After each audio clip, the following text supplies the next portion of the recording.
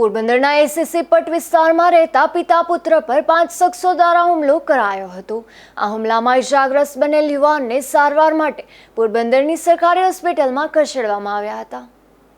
પોરબંદરના એસએસસી પટ વિસ્તારમાં રહેતા મુકેશ રસિક સોલંકી અને આકાશ મુકેશ સોલંકી તેમના ઘરે હતા, ત્યારે તેમના જમાઈ અજય બાબુ સોલંકી અને જયેશ નામના શખ્સ સહિત 5 શખ્સો આવ્યા હતા અને મુકેશભાઈ સાથે બોલાચાલી કરી હુમલો કર્યો હતો। આ હુમલામાં વચ્ચે પડેલા આકાશ સોલંકીને પણ શખ્સો દ્વારા માર માર્યો હતો।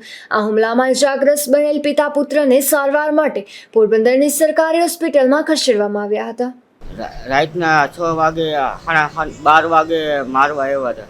દારૂ પીતી કાઢી 5 જણા હતા। મારા પપ્પાને મારીને વયા ગયા।